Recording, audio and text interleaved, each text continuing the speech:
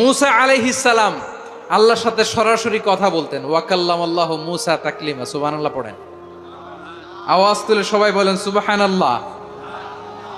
এখন বনি ইসরাইল হচ্ছে পৃথিবীর সবচেয়ে গোয়ার জাতি। তারা বলে, মুসা তুমি যে আল্লাহর সাথে কথা বলো আমরা তো দেখি না, তুমি যে কথা বলো আমরা তো শুনি না, তো কি করতে হবে? বনি ইসরাইল বলে, আমাদের মধ্য থেকে 70 জন নিয়ে যাইতে হবে তুর পাহাড়ে। ওরা আয়সা যদি কয় হয় আমরা শুনছি, তাহলে বিশ্বাস করব। কত বড় ডাকাত দেখছেন বনি ইসরাইল। এদের চেয়ে গোয়ার জাতি নাই। এত গোয়ার তুমি করেছে মুসা আলাইহিস সালামের সাথে। তুমি যে আল্লাহর সাথে কথা বলে আমরা তো দেখি, কি করব? 70 জন আমাদের বন্ধু বান্ধব যে যদি দেখে, তারা বললে ওকে আস, 70 জন আস। 70 জন নিয়ে গেল। মুসা আলাইহিস সালাম হারুন আলাইহিস সালামকে খেলাফা দিয়ে গেলেন, আল্লাহ ওনাকে নবী বানালেন। মুসা আলাইহিস সালাম বললেন, হারুন খবরদার, বনি ইসরাইলের মধ্যে তাওহীদের বাণী প্রচার করবা, ঐক্য ধরে রাখবা, বিচ্ছিন্ন হতে দিবা না। চলে গেছে। এইদিকে বনি ইসরাইলের এক দুষ্ট লোক ছিল, নাম সামিরি। কি নাম? সামিরি। সে সবাইরে বলল, তোমাদের স্বর্ণগুলো ফালাও। স্বর্ণগুলো ফেললো। বনি ইসরাইলের স্বর্ণগুলোকে গলিয়ে সে একটা গরুর বাচ্চা বানালো। গোবৎস। কিসের বাচ্চা? দেখেন গরুর পূজা কিভাবে শুরু হয় পৃথিবীতে প্রথম। গোবৎস পূজা, গরুর বাচ্চার পূজা কিভাবে। সে স্বর্ণ গলিয়ে গরুর বাচ্চা করে জিব্রাইল আলাইহিস সালাম যে জামিনে এসেছিলেন, ওই ফেরেশতার পায়ের নিচের একটু মাটি সে বুদ্ধি করে প্যাকেটে রেখে দিছিল। সে গরুর বাচ্চা বানায় স্বর্ণ দিয়ে গলিয়ে ওই মাটি এটার মধ্যে ঢুকাই দিছে বেলকি দেওয়ার জন্য। স্বর্ণ দিয়ে বানানো গোবৎস গরুর বাচ্চার গায়ে যখন সেই মাটি ছুঁড়ে দেয়া হলো, এখন বাছুরের ভেতর থেকে ভ্যাঁ ভ্যাঁ আওয়াজ আসতেছে। কি আসতেছে? সবাই তো অবাক। সামিরি বলে, আরে তোমরা যে 70 জন দিয়ে মুসা আলাইহিস সালাম রে পাঠাইছো, ওইদিকে এত ঘুরতেছে, আল্লাহরে খুঁজে পায় না, আল্লাহ তো এটার ভিতরে ঢুকছে। নাউজুবিল্লাহ বলবেন না? তোমরা যে 70 জন দিয়ে পাঠাইলা, 70 জন নিয়ে মুসা আলাইহিস সালাম খালি ঘুরতেছে, আল্লাহরে পায় না। পাবে কেমনে? আল্লাহ তো, নাউজুবিল্লাহ, এটার ভিতরে সেজদা দাও। এই সেজদা দিয়ে গেল। আল্লাহর নবী হারুন আলাইহিস সালাম বললেন, খবরদার, এটা সুস্পষ্ট শিরক। আল্লাহ সব গুনাহ মাফ করে, শিরকের গুনাহ মাফ করে না। খবরদার, তোমরা থামো। কে শোনে কার কথা? এই যে যেমন এখন আমরা, আপনারা আমার কথা শুনতেছেন না? শুনতেছেন? হারুন আলাইহিস সালাম বললেন, খবরদার, এই শিরকি কাজে তোমরা সংযুক্ত হয়েও না। তোমাদেরকে কি মনে নাই আমার ভাই মুসা আলাইহিস সালাম কি বলছে? আল্লাহ শিরক মাফ করে না। খবরদার, শিরক করো না, আল্লাহরে ভয় করো। হারুন আলাইহিস সালাম তাদেরকে বুঝালেন, শিরক করো না, আল্লাহরে ভয় করো। শুধু এতটুকুই তিনি বুঝালেন, দাওয়াতি কাজ পালন করলেন, কিন্তু প্রতিরোধ করেন নাই, সশস্ত্র সংগ্রামে লিপ্ত হন নাই, বাধা দেন নাই। কারণ গৃহযুদ্ধ বেঁধে যেতে পারে। উনি ভাবলেন, আমি যদি আমার বাহিনী নিয়ে দাওয়াত দেওয়ার সাথে সাথে প্রতিরোধ করি, আক্রমণ করি, ওরাও আমারে আক্রমণ করবে, ব্লাডশিড হবে, রক্তপাত। এমন অবস্থা হবে বনি ইসরায়েলের মধ্যে, যেটা হয়তো আমার ভাই মুসাও কন্ট্রোল করতে পারবে না। সুবহানাল্লাহ কইবেন না? এক একজন নবীকে আল্লাহ তাআলা কি ইন্টেলেক্ট দিয়ে পাঠিয়েছেন। তিনি ভাবলেন, আমি দাওয়াতি কাজটাই করি, এটা যে হারাম এটা থেকে শুধু বারণ করি, কিন্তু প্রতিরোধ না করি। আমি যদি ঐক্য ধরে রাখতে পারি, বাকিটা আমার ভাই সামলে নেবে। সুবহানাল্লাহ। হারুন আলাইহিস সালাম প্রতিরোধ করলেন না। বনি ইসরায়েলের মধ্যে গৃহযুদ্ধ বেঁধে যাওয়ার আশঙ্কায় প্রতিরোধ করলেন না, আক্রমণ করলেন না, শুধু দাওয়াত দিলেন।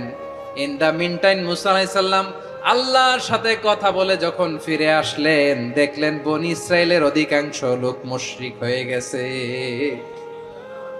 মুশরিক হয়ে গেছে। মুসা আলাইহিস সালাম রেগে গেলেন। রেগে প্রথমে বনি ইসরায়েলদেরকে অ্যাটাক না করে ভাইয়ের দাড়ি ধরলেন। হারুন আলাইহিস সালামের দাড়ি আর চুল। মেজাজি নবী ছিলেন। হারুন, তুমি কি করলা? তোমারে কি দায়িত্ব দিয়ে গেলাম? তুমি কি করলা? তুমি থাকতে বনি ইসরায়েল কেমন করে শিরকের কাজে নিমজ্জিত হয়ে যায়? সাইয়েদনা হারুন আলাইহিস সালাম বললেন, ইন্নী, কোরআন সাক্ষী, কোরআন থেকে কোট করছি, ইন্নী خشيت أن تقول فرقت بين بني إسرائيل ولم ترقب قولي ও আমার ভাই, আমার দাড়ি ধরবেন না, আমার মারবেন না। আমি ভয় করেছি, আমি ভয় পেয়েছি, না জানি আপনি বলেন তুমি কেন খশিতু আন তাকুলা ফাররাকতা বাইনা বানি ইসরাইল, আপনি এসে আমারে যদি বলেন তুমি কেন ঐক্য ধরে রাখলে না, কেন মারামারি হলো, কেন রক্তপাত হলো, তোমার কি এই দায়িত্ব আমি দিয়ে দিয়েছিলাম? আমার কথার দিকে কি তুমি ভ্রুক্ষেপ করো নাই? আমি যে বলছি তাওহীদের বাণী প্রচার করবা আর ঐক্য ধরে রাখবা, আমার কথা কি শোনো নাই? আপনি আমারে ধমকাবেন, এই জন্য আমি প্রতিরোধ করি নাই, আক্রমণ করি নাই, গৃহযুদ্ধ আটকানোর জন্য কিন্তু আমি দাওয়াত দিয়েছি। সুবহানাল্লাহ পড়েন। ঐক্য ধরে রেখেছেন। মুসা আলাইহিস সালাম মুহূর্তেই সামিরীকে আক্রমণ করলেন, অ্যাটাক করলেন, শাস্তি দিলেন। মুহূর্তেই ওই গোবৎস গরুর বাছুরকে ভেঙে চুড়ে মেসাকার করে সাগরের মধ্যে ভাসিয়ে দিলেন। পুরো বনি ইসরায়েলকে আবার তাওহীদের উপর প্রতিষ্ঠিত করলেন। পড়েন সুবহানাল্লাহ। এই ঘটনা থেকে শিক্ষা কি? শিক্ষা হচ্ছে আপনি শিরকের আড্ডাখানা দেখলেও বৃহৎ স্বার্থে তাওহীদের দাওয়াত দিবেন, প্রয়োজনে আপনি ঐক্য নষ্ট করবেন না। সুবহানাল্লাহ পড়বেন না? তাহলে ঐক্যের গুরুত্ব বেশি না কম? বলেন, আওয়াজ করে বলেন। ওয়াতাসিমু বিহাবলিল্লাহি জামিআ, আল্লাহর রশিকে আঁকড়ে ধরো। ওয়ালা তাফাররাকু, তোমরা বিচ্ছিন্ন হয়ো না। পেকুয়ার ভাইরা আওয়াজ করে বলেন তো, আদেশটা কার? এখন বলেন, আমাদের ঐক্যবদ্ধ জীবনের দরকার আছে না নাই? এই যে ডক্টর মোহাম্মদ ইউনূস আমাদের লিডার, উনি যে আমাদেরকে জাতীয় ঐক্যের আহ্বান জানিয়েছে, ওনার আহ্বানে আমাদের সাড়া দেওয়ার দরকার আছে না নাই? রাজনীতিবিদদের যে ডাকছে, খুশি লাগে নাই আপনার? আলেমদের ডাকছে, খুশি লাগে নাই? আলহামদুলিল্লাহ বলবেন না? আলহামদুলিল্লাহ, সবাইকে ডেকেছে, ঐক্যবদ্ধ করেছে। আমরা ঐক্যবদ্ধ থাকতে চাই, আমরা ঐক্যবদ্ধ জীবন চাই, আমরা আর কাদা ছড়াছড়ি করতে চাই না। রাজি আছেন সবাই? এখন আমরা যদি ঐক্য নষ্ট করি, আমাদের কি কি সমস্যা, কি ক্ষতি, কি কুফল? অনৈক্যের কুফল কি? কয়েকটা কুফলের কথা বলে শেষ করব। প্রিয় ভাইরা, what are the drawbacks and disadvantages of division, social and political division in the society? Disunity, আমরা যদি বিচ্ছিন্ন হই, একে অপরের যদি মারামারি করি, একজন যদি আরেকজনের কাফের ফতোয়া দেয়, আমাদের কি ক্ষতি? শুনবেন? কথা কয় না, শুনবেন? এক নাম্বার ক্ষতি হচ্ছে, আমরা যদি বিচ্ছিন্ন হই, আমাদের শক্তি কমে যাবে, আমাদের পাওয়ার আমরা হারাবো। আমাদের কি হারাবো? পাওয়ার। মনে রাখবেন, যখন আমি একা থাকি তখন আমি ব্যক্তি, যখন আমরা সবাই মিলি তখন আমরা শক্তি। এই শক্তি নিয়ে আমাদের সামনে এগিয়ে যাওয়ার দরকার আছে না নাই? তাহলে আমরা যদি বিরোধে, নিজেরা বিরোধে লিপ্ত হই, আমাদের ক্ষমতা, পাওয়ার ছুটে যাবে। আমরা এই পাওয়ার হারাতে চাই না, ঠিক কিনা বলেন? রব্বুল আলামিন ঠিক তাই বললেন। রব্বুল আলামিন বললেন, খবরদার, ওয়াতিউল্লাহ ওয়া রাসূলাহু ওয়া লা তানাযাউ ফাতাফশালু ওয়া তাযহাবা রিহুকুম ওয়াসবিরু ইন্নাল্লাহা মা'আস সাবিরিন। আল্লাহর আনুগত্য করো, নবীর আনুগত্য করো, কিন্তু খবরদার নিজেরা বিরোধে লিপ্ত হয়ো না, নিজেরা মারামারি করো না, তাহলে তোমাদের শক্তি কমায় দিবে কে? ফাতাফশালু, তোমরা সাহস হারাবা, ওয়া তাযহাবা রিহুকুম, তোমাদের শক্তি কমে যাবে, পাওয়ার কমে যাবে। তাহলে আমরা যদি নিজেরা মারামারি করি, আমরা নিজেরা যদি বিচ্ছিন্নতায় লিপ্ত হই, আমরা যদি মতানৈক্য করি, তাহলে আমাদের শক্তি কমে যাবে, ঠিক কিনা? আমরা শক্তি কমাবো। আচ্ছা, ছোট্ট একটা বাঁশের কঞ্চি যদি আপনারা দেয়, পায়ের মধ্যে ধাক্কা দিয়ে ভাঙতে পারবেন না? এরকম বাঁশের কঞ্চি যদি 20টা একসাথে জোড়া লাগায় দেয়, ভাঙতে পারবেন? কথা বুঝে নাই মনে হয়। চিকন একটা বাঁশের কঞ্চি দিলে ভাঙা যাবে না? এরকম চিকনই 20টা বাঁশের কঞ্চি একসাথে লাগাই দিলে ভাঙতে পারবেন? কারণ যখন আমি একা থাকি তখন আমি ব্যক্তি, যখন আমরা সবাই মিলি তখন আমরা শক্তি। আমরা যেন শক্তি না হারাই। আমরা বিরোধে লিপ্ত হলে আমাদের শক্তি কমে যাবে। এই হচ্ছে 1 নম্বর ডিসঅ্যাডভান্টেজ। 2 নম্বর ডিসঅ্যাডভান্টেজ হচ্ছে, আমরা নিজেরা নিজেরা বিরোধে লিপ্ত হলে অন্যরা আমাদের মাথায় কাঁঠাল ভেঙে খাইতে সুবিধা হয়। কথা বোঝেন নাই? আমরা যদি বিরোধে লিপ্ত হই তাহলে পরাশক্তিগুলোর সুবিধা, তখন আমাদের কাউকে দিতে হবে ট্রানজিট, কাউকে দিতে হবে সেন্ট মার্টিন, কাউকে দিতে হবে দেশের অর্ধেক। চিল্লায় বলো ঠিক কিনা? নিজেরা নিজেদের প্রবলেম সলভ করার ক্যাপাসিটি আমাদের আর থাকবে না। আমরা যদি বিরোধে জড়াই, আমার কলিজার টুকরা পেকুয়ার ভাইরা, আমরা বিরোধ করব না, আমরা বিচ্ছিন্ন হব না। নিজেরা নিজেরা বিরোধে জড়ালে পরাশক্তিগুলো আমাদের মাথায় কাঁঠাল ভেঙে খায়। তখন ভারতের পিছনে দৌড়াতে দৌড়াতে, আমেরিকার পিছনে দৌড়াতে দৌড়াতে আমাদের জুতার তলা ক্ষয় হইয়া যাইবে।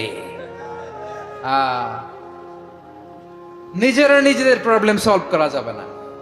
আমরা যদি অন্যের পিছনে না দৌড়াতাম আর এই বিরোধকে থামাতে পারতাম, বাংলাদেশ আজকে যেখানে আছে তার কমপক্ষে 50 গুণ সামনে থাকতো। চিল্লায় বলেন ঠিক কিনা? তাহলে 1 নাম্বার ক্ষতি হচ্ছে আমাদের পাওয়ার লেস হয়ে যায়, আমরা দুর্বল হই যদি আমরা বিরোধ করি। 2 নাম্বার হচ্ছে পরাশক্তিগুলো সুবিধা নেয়। 3 নাম্বার হচ্ছে আমাদের উন্নয়ন, দেশের উন্নতি, অগ্রগতি এটা স্থবির হয়ে যায়, এটা বাধাগ্রস্ত হয়। প্রিয় ভাইয়ের, ইউনিটি, ঐক্য হচ্ছে একটা দেশের উন্নয়নের মূল ভিত্তি। 2 জন কইছে ঠিক।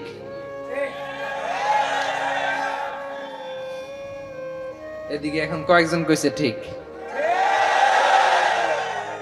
ঐক্য হচ্ছে একটা দেশের, জাতীয় ঐক্য হচ্ছে কোন দেশের উন্নয়ন অগ্রগতির মূল ভিত্তি। ঠিক কিনা বলেন? ইউনিটি অফ এ কান্ট্রি, এটা হচ্ছে একটা সাস্টেইনেবল ডেভেলপমেন্ট, সোশ্যাল স্ট্যাবিলিটির জন্য এটা অনেক গুরুত্বপূর্ণ। এজন্য বিরোধের কোন স্থান আমরা দিব না, আমরা ঐক্যবদ্ধ থাকবো ইনশাআল্লাহ। বলেন। আর কখনো কাউরে কাফের বলে গালি দিবেন? তুই জাহান্নামী বলবেন? ঝগড়া লাগলে লাগাই দিবেন? তাহলে কি করবেন? মিলায় দিব। আওয়াজ করে বলেন, কি করব? প্রিয় ভাইয়েরা, এই বিরোধ গত 50 বছর তো আমরা দেখেছি। ধর্মীয় অঙ্গন বলেন, সামাজিক অঙ্গন বলেন, রাজনৈতিক অঙ্গন বলেন, এই বিরোধ আমাদেরকে শেষ করে দিয়েছে। এই 24-এর ছাত্র নাগরিক অভ্যুত্থানের পরেও যদি সেই বিরোধ আমাদেরকে খায়, তাহলে এতগুলো তাজা জেনজির রক্ত বৃথা যাবে। চিল্লায় বলো ঠিক কিনা? আমরা এই রক্তগুলো কি বৃথা দিতে চাই না, বৃথা যেতে দিতে চাই না। আমরা ঐক্যবদ্ধ থাকতে চাই। রাজি আছেন? আমরা আর কাদা ছড়াছড়ি করব না। অনেক হয়েছে, আন্না, এবার থামুন। অনেক হয়েছে, আন্না। প্রথমেই আমি এদেশের সম্মানিত আলেম সমাজকে বিনয়ের সাথে অনুরোধ করব, আসুন আমরা ঐক্যবদ্ধ হই। আজকের এই পেকুয়ার ঐতিহাসিক তাফসীরুল কোরআনের প্রোগ্রাম থেকে আমি সম্মানিত আমার মাথার তাজ ওলামাদেরকে জাতীয় ঐক্যের আহ্বান জানাই। পেকুয়ার এই ঐতিহাসিক তাফসীরুল কোরআনের প্রোগ্রাম থেকে আমি আমার সম্মানিত রাজনৈতিক ব্যক্তিবর্গদেরকে জাতীয় ঐক্যের আহ্বান জানাই। অনেক হয়েছে, আন্না। আধিপত্যবাদকে রুখে দিতে হলে, বাংলাদেশের বিরুদ্ধে যে কোনো ধরনের ষড়যন্ত্রকে রুখে দিতে হলে জাতীয় ঐক্যের কোনো বিকল্প নাই। চিল্লায় বলো ঠিক কিনা?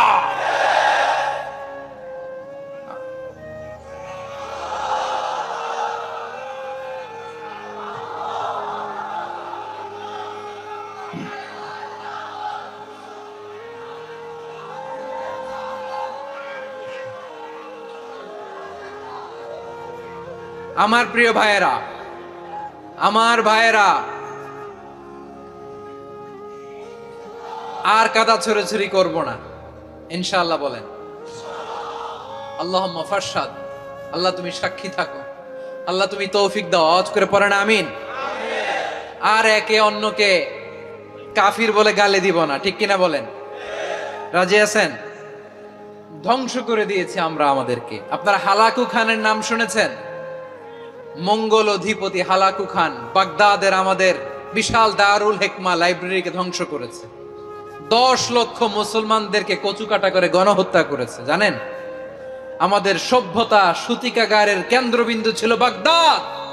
ইরাকের বাগদাদে যেদিন সে রক্ত নিয়ে হোলি খেলা করে, রক্তের হোলি খেলা যেদিন হয়, ওই দিনও বাগদাদে বাহাস চলতেছিল। আমাদের বাহাস কি চলতেছিল? আপনাদের এলাকায় বাহাস আছে? এই প্রচলিত বাংলাদেশে যে বাহাস, এটার সাথে ইসলামের কোনো সম্পর্ক আছে? এই পর্যন্ত বাহাসের পরে পরাজয় বরণ করছে এরকম কোন দল আপনারা পাইছেন? আমি পাই নাই। প্রত্যেক দলই বাহাসের পরে সংবাদ সম্মেলন করে বলে, আমরা জয়লাভ করিয়াছি, ওনারা পালাইয়া চলিয়া গিয়াছেন। আছে না নাই? কারণ সত্য জানার জন্য, সত্য মানার জন্য আসে না তো, নিজের জ্ঞান জাহির করার জন্য বাহাস করে। বিপক্ষ দলের আলেমকে ছোট করার জন্য বাহাস করে। এই বাহাসের স্থান ইসলামে নাই। চিল্লায় বলো ঠিক কিনা? এই সমস্ত বাহাসের দিন শেষ, ঐক্যবদ্ধ হওয়ার বাংলাদেশ। প্রিয় ভাইরা, হালাকু খান সে দারুল হেকমা লাইব্রেরি জ্বালিয়ে পুড়িয়ে এই সব দামি দামি বইগুলো, আমাদের দামি দামি ঐতিহাসিক তুরাসি ক্লাসিক বইগুলোকে দজলা নদীতে ফেলেছে। পুরা দজলা নদী কালো হয়ে গিয়েছে। 10 লক্ষ মুসলমানকে গণহত্যা চালিয়ে এই রক্তের বন্যা যখন দজলা নদীর পানিতে মিশে গিয়েছে, দজলা নদীর পানি লাল হয়ে গিয়েছে। যেই দিন বাগদাদে গণহত্যা চলে, ওই দিনও বাগদাদে বাহাস চলতেছিল। কিসের বাহাস জানেন? মেসওয়াক, ডান মারি থেকে করা সুন্নাহ, এটা আমরা জানি। এখন কি উপরের মারি না নিচের মারি? বাহাসের বিষয়। এই বাহাস করবেন আপনারা? বিশ্ব যখন এগিয়ে চলেছে, আমরা তখন বসে বিবি তালাকের ফতুয়া খুঁজেছি কোরআন হাদিস চষে। তালাক ইসলামের অনেক গুরুত্বপূর্ণ অনুষঙ্গ। তালাক কোরআনের একটা সূরা। কিভাবে তালাক হবে না হবে আমাদের ফোকাহায়ে একরাম, আমাদের আকাবেররা সব বলে গিয়েছেন, সব জানা। আপনি হয় এটা মানবেন, নয় ওইটা নিয়ে বাহাসের দরকার নাই। ওইটা নিয়ে মারামারির স্থান ইসলামে নাই। আওয়াজ করে বলেন ঠিক কিনা? এখন পেকুয়ার ভাইরা, শেষ কথা বলি, আওয়াজ করে বলেন আমরা ঐক্যবদ্ধ হতে চাই কি চাই না?